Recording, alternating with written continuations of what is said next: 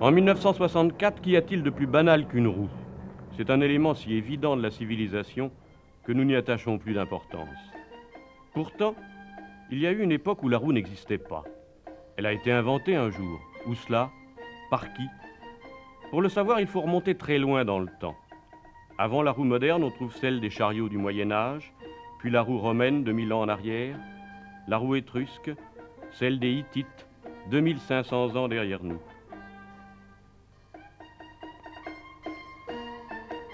Et voici qu'apparaît la première roue, pleine, faite de panneaux de bois solidement assemblés. Elle est vieille de 5000 ans.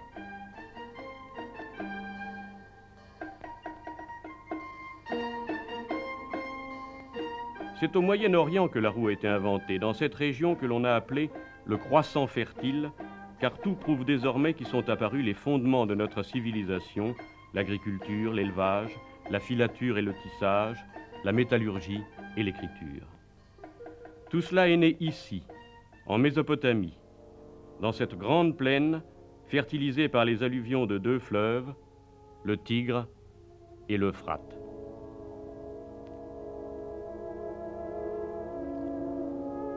À l'époque où nos ancêtres d'Europe vivaient encore dans les cavernes de l'âge de pierre, vêtus de peaux de bêtes, des hommes avaient déjà créé ici une vraie civilisation.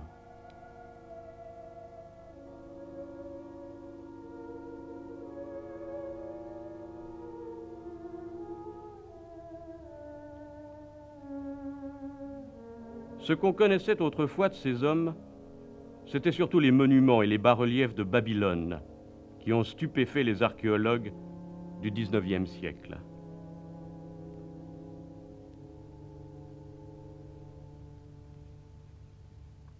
Mais ce n'est que tout récemment qu'a été mise au jour dans cette région une civilisation plus ancienne encore, celle de Sumer. C'est pour comprendre son importance que nous avons fait ce long voyage. Sur la grande plaine de Mésopotamie, plate comme un miroir, on voit surgir de temps à autre de curieux monticules. On les appelle ici des tels. Tous sont des collines artificielles, faites de l'entassement successif des ruines de villes très anciennes, reconstruites chacune sur les débris des précédentes. C'est ainsi qu'ont été découverts les restes de la première civilisation du monde. Il y a une centaine d'années, un officier anglais nommé Loftus parcourait à cheval le désert entre le Tigre et l'Euphrate. Intrigué par un monticule aux formes étranges, il s'approcha et trouva à terre des débris de poterie, et aussi des inscriptions, dont l'une mentionnait le nom de la ville, Uruk ou Erech, l'une des trois grandes cités du début du monde, comme le disait la Bible.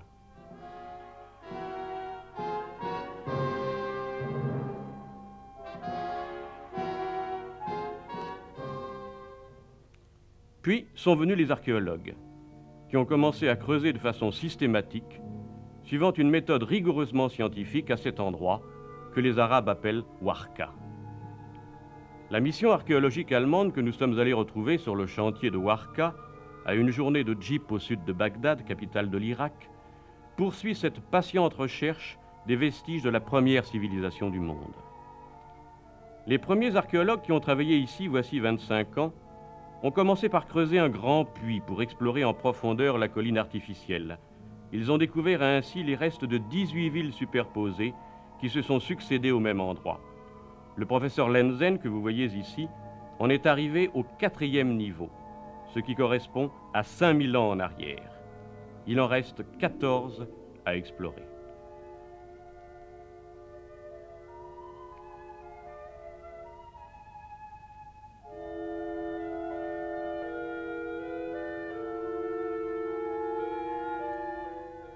Voici le tableau qui résume la stratigraphie, c'est-à-dire la succession des couches archéologiques.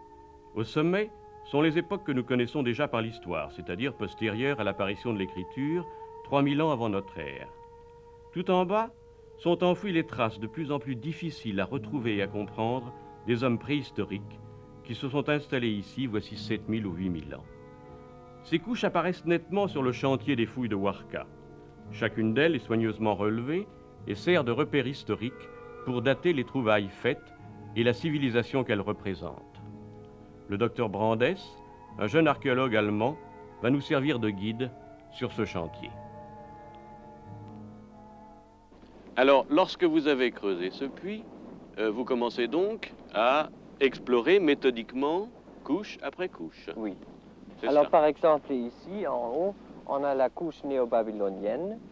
Vous voyez ici le mur qui fait l'enceinte pour la Zikkurat à l'époque de Nebuchadnezzar. Et puis au-dessous, vous avez ici déjà notre première couche préhistorique, notre couche 1. Et puis la couche 2 n'existe pas en cet endroit, mais ici, moi, je marche sur des vestiges de la couche 3. C'est-à-dire à quelle époque? Qui correspond au début du 3e millénaire, 3000 à 2700 avant Jésus-Christ. C'était de grands étables pour le bétail du temple. Comment est-ce que vous avez compris qu'il s'agissait d'étables? On a trouvé du fumier, tout simplement, des vestiges de fumier. Qui étaient restés depuis cette époque? Oui, c'est ça. Et par exemple ici, au-dessous de la couche 3 est nettement séparé. Vous trouvez ce que nous appelons notre couche 4, qui correspond à la fin du 4e millénaire, vers 3200 avant Jésus-Christ, et les vestiges d'un grand bâtiment, d'un grand temple qui s'étend à 50 mètres de longueur et sur une largeur de 20 mètres. C'est vraiment un bâtiment monumental déjà. Et je crois que là, nous en arrivons à l'époque la plus importante d'Uruk. C'est ça. Pourquoi est-ce que c'est l'époque la plus importante? Parce que, d'abord, on peut parler d'un vrai town planning à l'époque. Tous les bâtiments de cette époque sont dirigés sud-est-nord-ouest sur un grand plan, sur un plan au moins de 500 mètres. Il y avait donc déjà une urbanisation, déjà un plan établi. Oui, établi. C'était donc déjà une vraie cité. C'était une vraie cité et la surprise pour nous, pour tous les archéologues, était qu'à l'époque, on a pu construire des bâtiments impressionnants de briques crues, vous voyez ça? Qu'est-ce que c'est la brique crue? C'est de l'argile séchée et compressée? C'est de l'argile compressée et puis séchée au soleil seulement. C'est fragile relativement. C'est très fragile, il ne faut pas marcher dessus parce que ça s'effondre très vite. Donc il faut que vous dégagiez ça... On dégageait ça avec beaucoup de caution. C'est sans doute ici à Warka que s'exprime le plus nettement la méthode rigoureusement scientifique des archéologues modernes. Autrefois, on fouillait le sol à la recherche de trésors d'art, de statues destinées aux grands musées ou pour dégager des monuments. Aujourd'hui, l'archéologue poursuit un travail plus modeste, mais tout aussi passionnant. Il est comme un policier à l'affût du moindre indice permettant de mieux comprendre la façon dont vivaient les hommes il y a 5000 ans. C'est pourquoi un chantier de fouilles est comme une entreprise de terrassement qui serait menée par des hommes qui veulent oublier que non seulement le bulldozer, mais même la pelle existe. C'est avec de petits outils de jardinier que travaillent les 250 ouvriers, des semi-nomades de la tribu voisine des Tobé.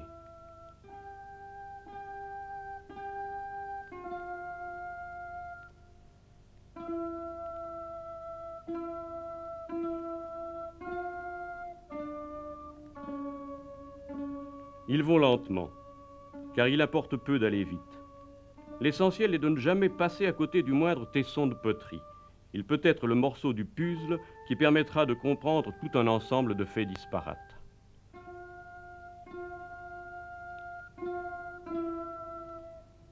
Le travail doit être d'autant plus minutieux que, comme nous le disait le docteur Brandes, les Sumériens ont construit avec le seul matériau dont ils disposaient, l'argile, avec laquelle ils ont fabriqué des briques simplement compressées et séchées au soleil. Ces briques se confondent si bien avec le sable de même couleur qui les recouvre qu'on a mis longtemps à soupçonner leur existence. Au siècle dernier, les archéologues ont ouvert des tranchées dans les ruines de Babylone sans découvrir les murs de ces maisons. Pour mettre en évidence ces briques crues, il faut travailler au plumeau de feuilles de palmier ou à la fine baguette de métal.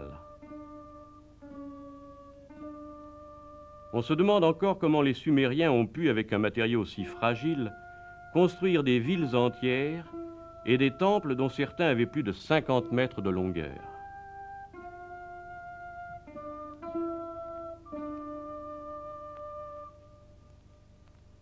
car on écrase ces briques crues en marchant dessus, et la pluie risque de les faire fondre. Il est vrai qu'elles étaient autrefois protégées par ces assemblages de petits cônes d'argile qui servaient aussi à consolider les murs dans lesquels on les enfonçait. Leurs têtes étaient peintes en rouge ou en noir pour former une décoration géométrique. Ainsi est née la mosaïque.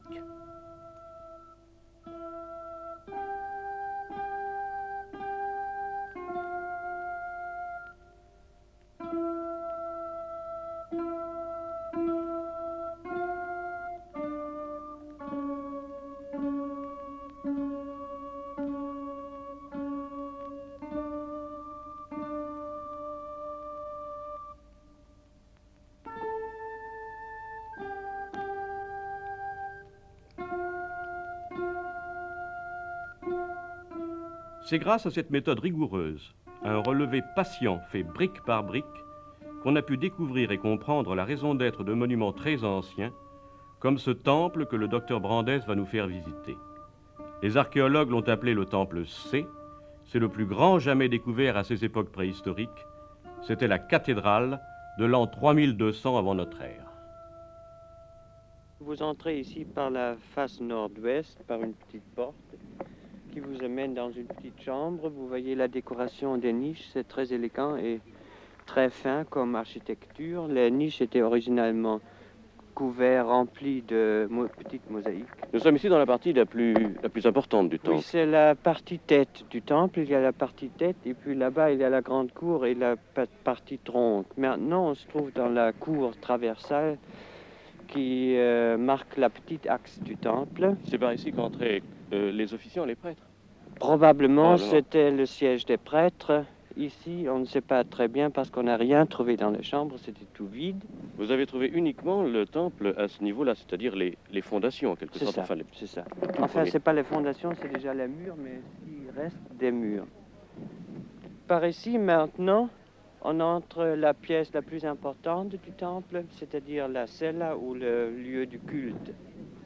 Vous voyez, il y a une porte qui vient, disons, de l'appartement des prêtres, et puis une autre porte qui vous amène dans la grande cour, où certainement le public était admis. Ce temple avait quelle dimension? Il a l'air très grand. Oui, il a 50 mètres de longueur sur plus de 20 mètres de largeur. Alors c'est ici que se trouvait la statue de la divinité. Probablement, oui. Vous voyez ici, il y a encore des débris carbonisés. Ça peut être des restes soit de l'autel, soit même de la statue, on ne sait pas. Quelle était cette divinité alors?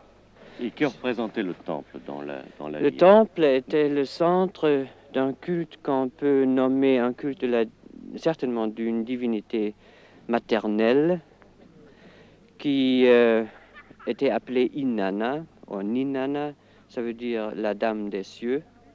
Ce temple, qu'est-ce qu'il représentait dans la vie de la cité? Il représentait certainement le centre religieux de la cité, et puis certainement aussi le siège du pouvoir politique, parce qu'à cette époque-là, on ne connaissait pas encore la division entre l'Église et l'État, pour ainsi dire. Et c'est aussi une des raisons pourquoi on ne peut pas vérifier si c'était des prêtres qui vivaient ici ou si c'était des rois.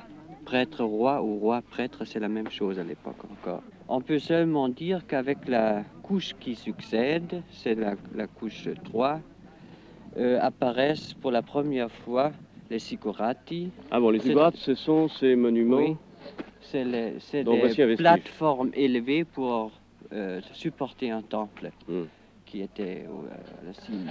Les ziggourats, on en trouve plusieurs en Mésopotamie. Oui, comme par exemple la fameuse tour de Babel. Babel qui est mentionné dans la Bible, c'est au fond rien d'autre qu'une ziggourate. La tour de Babel, c'est la ziggourate de Babylone, je crois. C'est la ziggourate de Babylone, oui.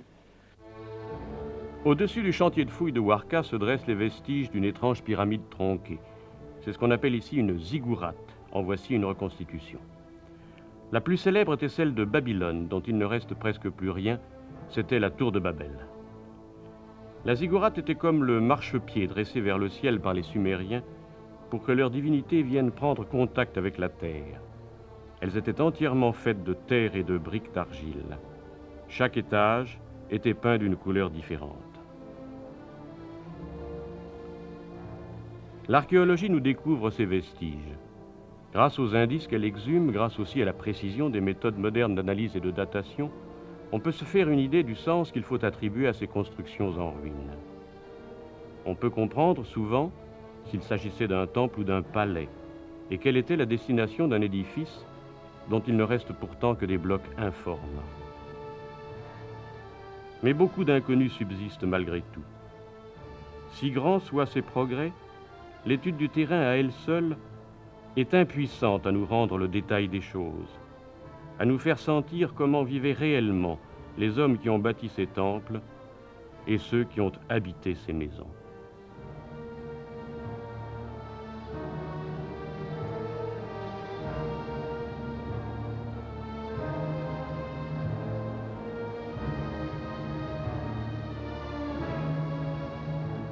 Pour entrer plus avant dans la compréhension, il faut une autre clé.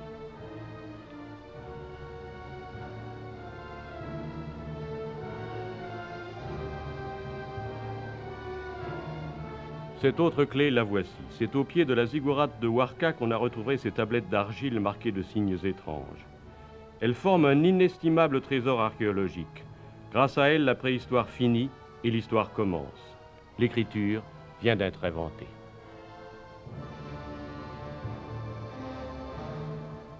C'était à quelle époque? C'était vers 2800 avant Jésus-Christ, entre 3000. Nous ne sommes pas exactement fixés pour ces dates très hautes, n'est-ce pas? Mais nous pouvons considérer qu'autour de 2800 avant Jésus-Christ, cette écriture, dans son premier stade, est née ici. Son premier stade parce qu'elle s'est développée après, n'est-ce pas? Elle s'est développée de plusieurs façons. Premièrement, il y a eu un développement formel de l'écriture qui a consisté en une modification du tracé des signes à cause de la qualité du support des signes qui est l'argile. Ici, dans ce pays, tout est en argile. Vous l'avez vu en voyant dans ce pays, il n'y a pas de pierre, il n'y a pas d'arbre, il n'y a pas de métal, il y a surtout de l'argile et du roseau, n'est-ce pas? Avec l'argile et le roseau, les scribes avaient ce qu'il fallait pour écrire. L'argile comme support et le roseau comme calame. Alors, ils ont modifié peu à peu le dessin primitif, encore assez ressemblant, comme vous le voyez, à certains de ces signes ici, l'arbre, la gazelle, par exemple, n'est-ce pas? Ils l'ont modifié en le simplifiant et ils ont abouti à cette écriture qu'on appelle cunéiforme à cause de ces éléments en forme de clous. Les premières traces de l'écriture sont donc des livres de contes, dressés d'abord par les prêtres sumériens, qui transmettront bientôt leur savoir à une classe de spécialistes, les scribes. Les premiers signes d'écriture étaient des dessins symboliques. Tous ne sont pas encore déchiffrés. Puis l'écriture, au cours des siècles, va évoluer. Elle se perfectionne. Le signe, qui traduit par exemple un chat, est utilisé pour écrire aussi la syllabe chat. Et l'on commence ainsi à transcrire non seulement des objets réels, mais aussi des actions, des concepts théoriques, en un mot, la pensée. En même temps, l'écriture évolue dans sa forme. De plus en plus stylisés, les signes sont finalement tracés par le scribe en appuyant son stylet en forme de clou sur l'argile molle. L'écriture cunéiforme apparaît ainsi. C'est elle qu'on retrouve sur ces stèles royales de Mésopotamie. C'est aussi en cunéiforme qu'a été tracé dans la pierre noire le premier grand code de loi, celui d'Hammurabi, 1750 ans avant notre ère.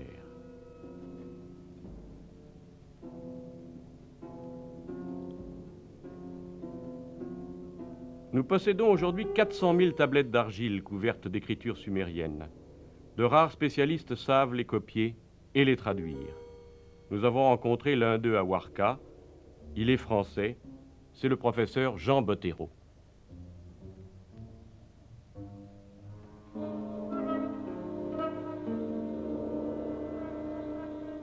Qu'est-ce qui fait la difficulté de transcrire une tablette et de la lire?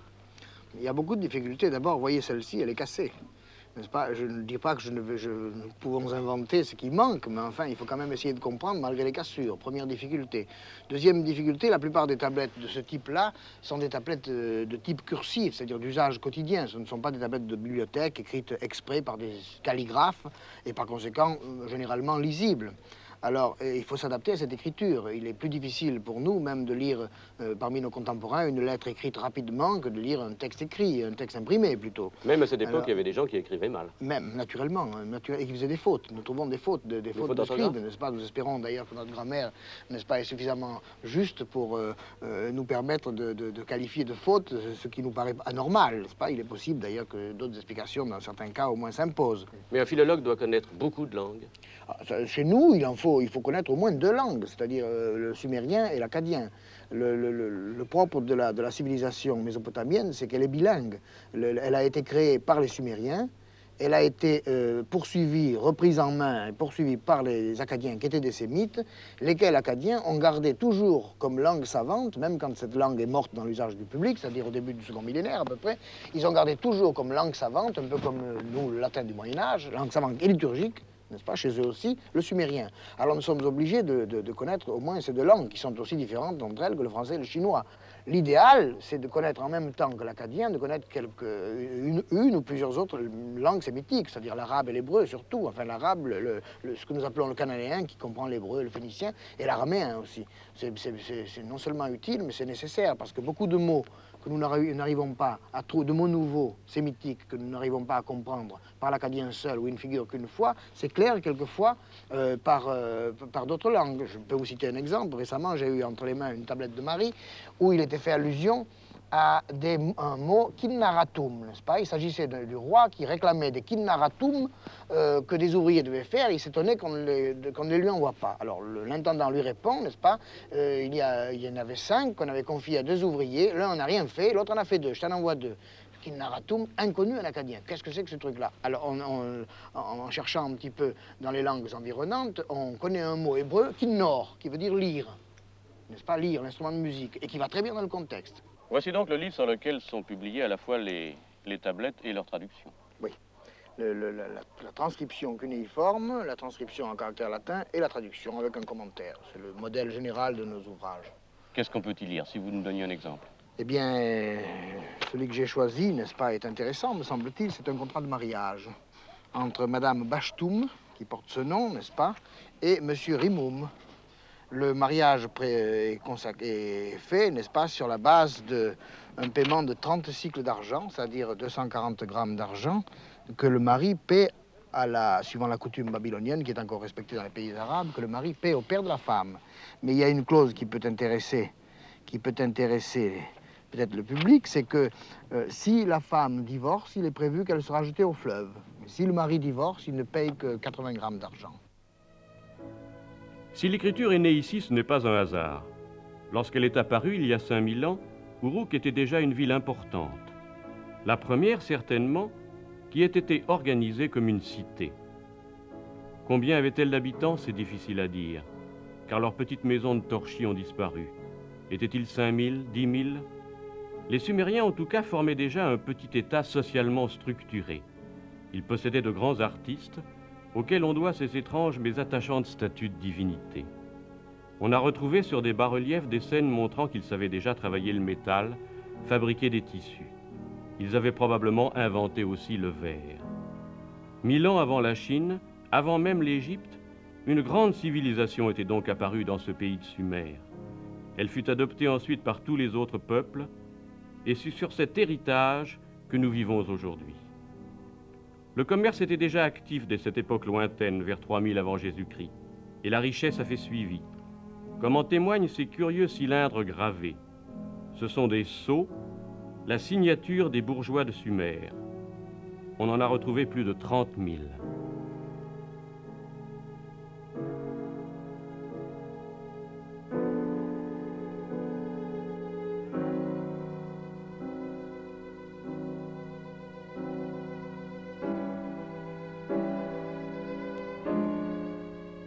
En déroulant le cylindre sur de l'argile fraîche, on y imprime en relief un dessin. C'est ce que faisaient les notables de Sumer pour signer un contrat ou authentifier un acte de vente.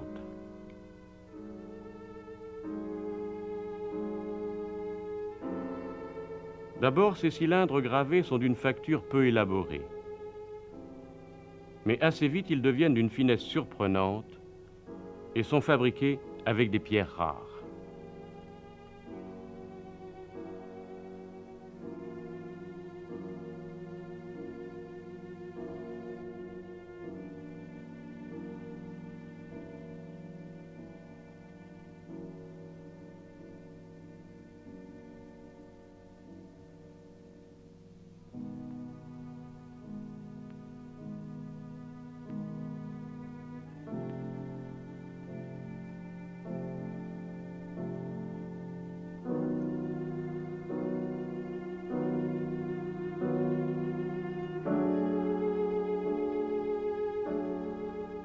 Dans les tombes royales d'une autre ville sumérienne, Our, on a retrouvé ces objets précieux que nous avons filmés au musée de Bagdad.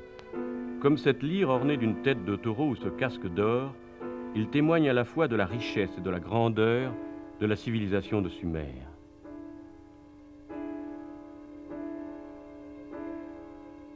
Alors, l'écriture ne fait-elle donc que couronner une réussite déjà éclatante? Ou bien traduit-elle autre chose, de beaucoup plus important? Le professeur Bottero nous répond. Il est donc vers 3000 avant Jésus-Christ. L'important, ce qui est propre de la civilisation sumérienne à cette époque-là, et ce qui est propre de Warka, par conséquent, qui était une civilisation de Sumer, c'est que la ville était organisée comme une dépendance du dieu. Le dieu dominait la ville. C'était le dieu qui était le véritable, comme disent les sociologues, le véritable capitaliste de la ville. C'était lui qui possédait les richesses de la ville, c'était lui le roi de la ville. Le chef matériel de la cité, le chef humain de la cité n'était que son représentant. Alors, les temples s'entouraient de magasins importants où rentraient toutes les dîmes, tous les impôts, toutes les récoltes, n'est-ce pas, qui étaient payées par les citoyens à leur roi, c'est-à-dire au dieu. Il y avait donc là, n'est-ce pas, une nécessité, la nécessité de comptabiliser tout ça, n'est-ce pas. L'écriture s'insère exactement là. Au moment où, devant un excès, une grande quantité de richesses à rentrer périodiquement, il a fallu céder de quelque chose qui permit de mieux comptabiliser cette quantité de biens, c'est là qu'est née l'écriture. Elle est apparue donc comme nécessaire à partir du moment où s'est établie une organisation sociale assez complexe et en même temps disons, une capitalisation de richesse assez grande. Exactement. Alors si l'on va plus loin, après, qu'est-ce que l'écriture a permis dans le cadre du développement de la civilisation de Sumer et de Warka? Oui, je crois que l'écriture n'a rien apporté directement au peuple de Sumer comme tel, directement, n'est-ce pas? Elle a permis d'abord d'exercer ce pourquoi elle a été inventée, c'est-à-dire d'exercer une comptabilité meilleure, étant donné qu'elle était fixée par écrit. Bon. C'est donc déjà un facteur de progrès. C'est déjà un facteur de progrès, mais minime, si on peut dire, dans une civilisation. Mais, indirectement, étant donné que l'écriture, comme nous l'avons vu tout à l'heure, n'est-ce pas, était quelque chose d'extrêmement complexe, supposait une codification de signes nombreux, peut-être 1 millier, peut-être 2 milliers au moins, pour marquer les objets qui étaient enregistrés dans les catalogues des comptabilisateurs, des notaires. Hein. Étant donné qu'il fallait donc l'apprendre avec beaucoup de peine, non seulement apprendre les signes, mais apprendre à les tracer, il a fallu que très tôt, tout de suite, une certaine classe d'hommes, une certaine classe de citoyens se spécialise, et non seulement dans la comptabilité, mais aussi dans l'écriture. C'était les scribes. C'était les scribes. Alors, évidemment, ceci suppose qu'une certaine quantité de gens se spécialisent dans cette occupation relativement abstraite, n'est-ce pas, disons intellectuelle. Le mot n'est pas trop ambitieux, après tout, n'est-ce pas, pourquoi le confisquer pour nous seuls. Et donc étudie strictement, n'est-ce pas, les signes de l'écriture. Ceci est l'amorce de ce qu'on peut appeler une intelligentsia, des gens qui, en réalité, n'est-ce pas, se spécialisent dans le penser. L'écriture est le meilleur instrument de la pensée, en réalité, puisqu'elle fixe par écrit, elle permet de garder le souvenir du passé, n'est-ce pas, elle permet de mieux concrétiser ses propres idées.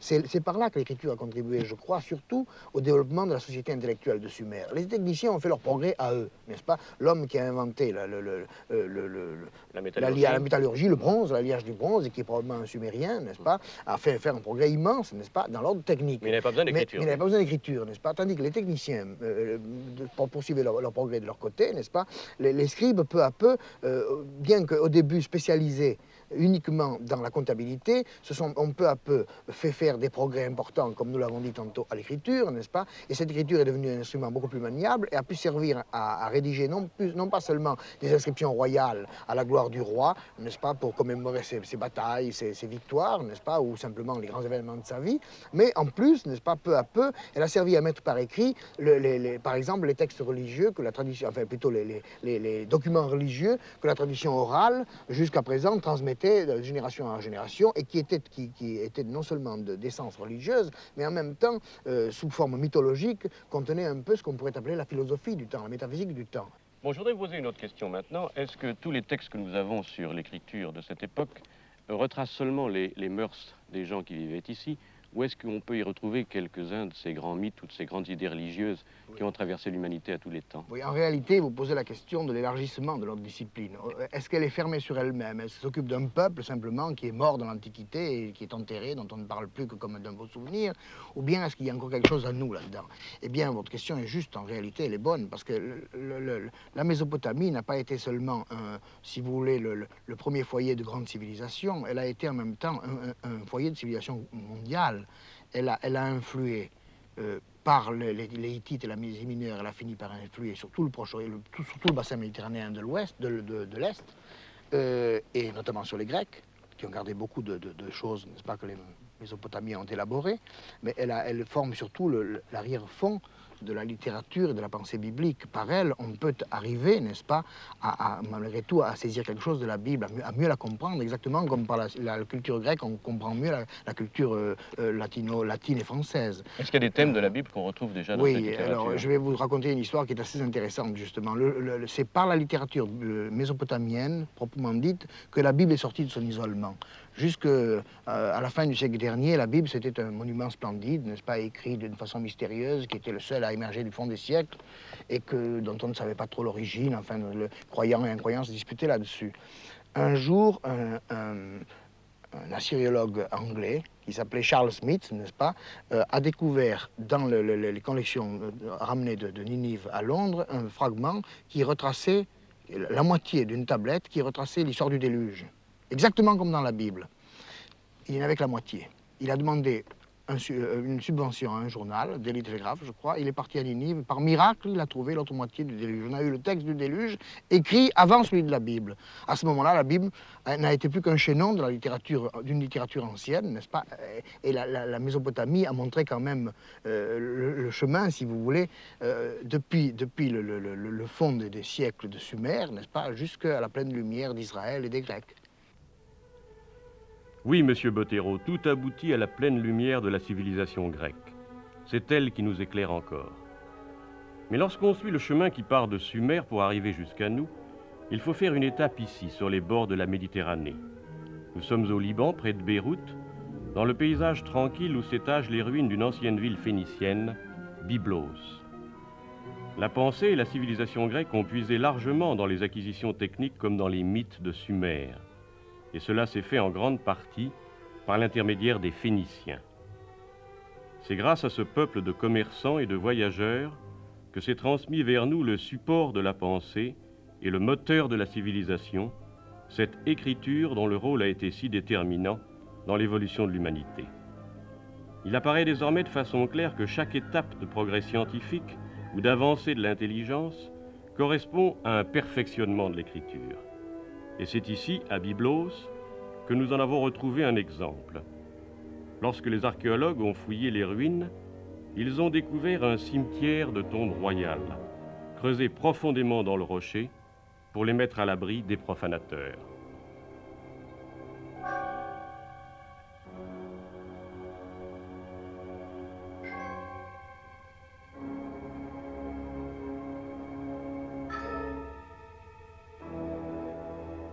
Dans l'une de ces tombes, on a retrouvé le sarcophage de pierre qui enfermait les restes du roi Ahiram, mort au XIIIe siècle avant Jésus-Christ.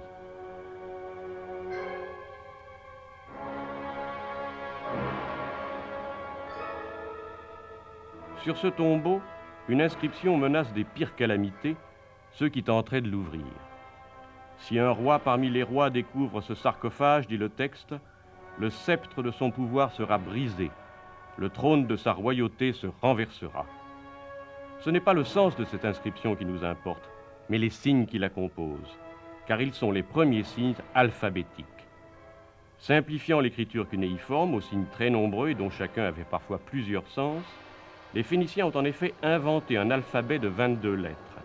À partir de ce moment, l'écriture simplifiée devient un véhicule plus commode de l'action comme de la pensée.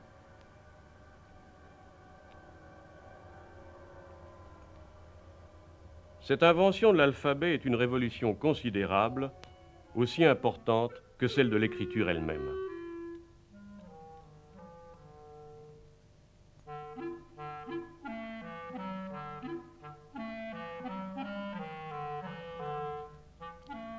Plus de 1000 ans avant Jésus-Christ, un intense commerce s'est déjà établi entre les Phéniciens et les Grecs.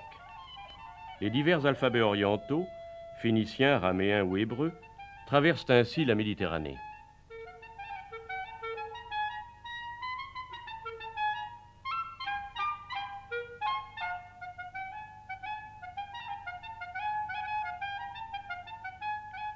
Les Grecs, qui écrivent déjà comme nous de gauche à droite, et non de la droite vers la gauche comme les Phéniciens, font pivoter les lettres. C'est ainsi que naissent par exemple les lettres alpha, gamma, epsilon et nu de l'alphabet grec.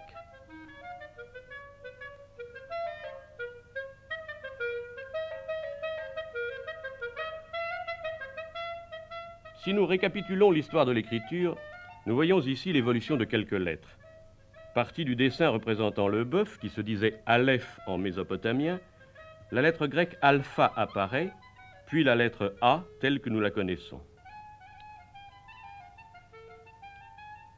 De même, la lettre O, qui dérive du hiéroglyphe égyptien représentant l'œil.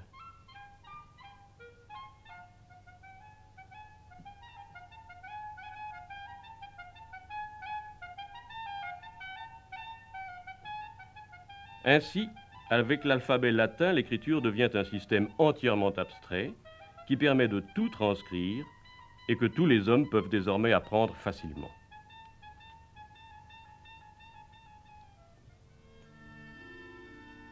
Nous avons parcouru un long chemin depuis l'apparition sur les bords de l'Euphrate des premières villes du pays de Sumer, 3500 ans avant notre ère, pour arriver à notre alphabet. Mais avant cela, un autre chemin plus long encore avait été suivi par les hommes lorsqu'ils se sont dégagés peu à peu de la nuit des lointaines époques préhistoriques, de l'âge de pierre, pour poser les bases de la civilisation.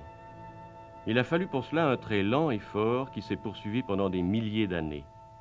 En Irak même, nous avons filmé des scènes et des paysages grâce auxquels on peut imaginer les étapes successives de cette difficile conquête. Et ce n'est pas là un simple artifice de style, car tout prouve aujourd'hui que c'est bien ici, dans ce qui est devenu l'Irak, que l'homme a commencé à faire les premiers pas vers la civilisation en domestiquant tout d'abord des animaux. Il y a 9000 ans, l'homme de l'âge de pierre qui vivait dans les hautes vallées de l'Irak a progressivement cessé de se procurer sa nourriture par la seule chasse. Il s'est mis à surveiller des troupeaux de chèvres et de moutons d'abord, puis dans l'ordre, il a domestiqué le bœuf et l'âne. Ceci se passait il y a environ 8000 ans.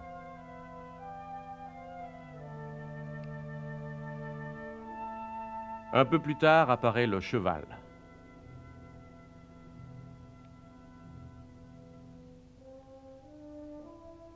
Puis le chameau, un peu après.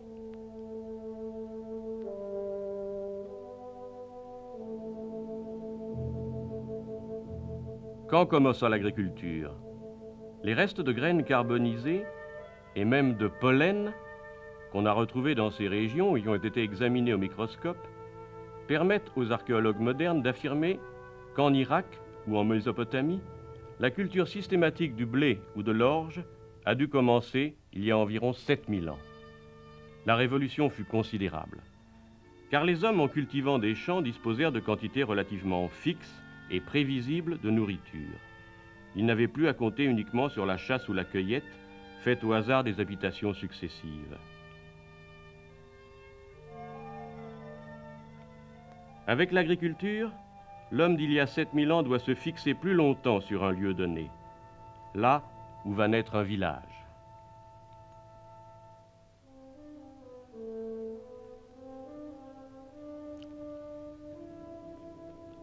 Avec l'agriculture et avec l'élevage, les ressources de nourriture augmentent. Les hommes peuvent donc avoir d'autres préoccupations que de chasser et de cueillir. Ils font des réserves et prennent le temps d'inventer de nouvelles techniques, comme le filage de la laine des chèvres et des moutons et le premier artisanat textile. Apparaît aussi à ce moment la poterie, précieuse pour préparer et conserver les nourritures à base de céréales.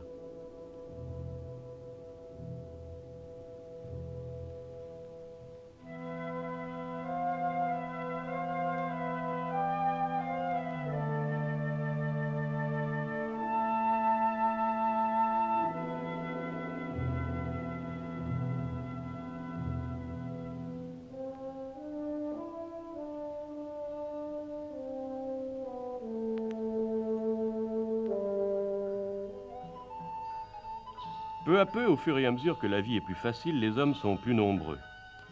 Les villages grandissent et les premières villes apparaissent.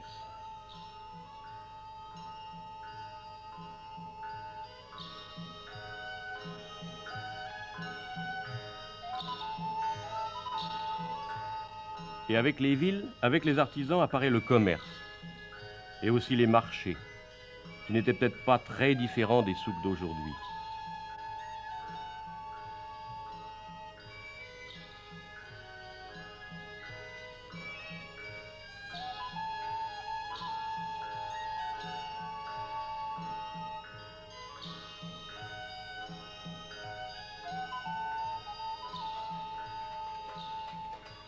En même temps, on s'était aperçu qu'une pierre trouvée à la surface du sol devenait un métal lorsqu'elle était placée dans un foyer.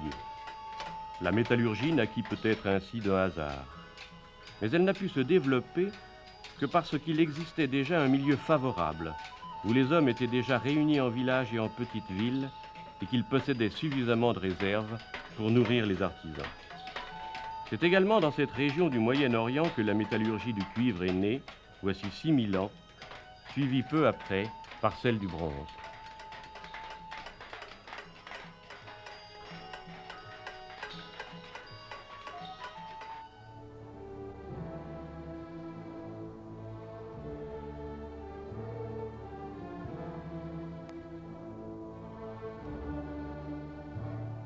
Il y a 5000 ans, les hommes de Sumer ont donc vécu des révolutions aussi importantes que celles qui, de notre temps, ont marqué la naissance de l'industrie ou l'entrée dans l'âge atomique. En ont-ils eu conscience? À cette lointaine époque, l'évolution se faisait lentement. Il a fallu 2000 ans pour créer l'écriture telle que nous la connaissons. Aujourd'hui, les choses vont beaucoup plus vite. En une génération, on passe du cheval à l'automobile, de la naissance de l'aviation à la bombe atomique. Engagés dans cette accélération du progrès, nous pouvons continuer à faire confiance au génie inventif de l'homme. Mais dans la mesure où il l'utilisera avec sagesse, cette sagesse que les archéologues ont cru lire sur le tranquille visage de la déesse Inanna.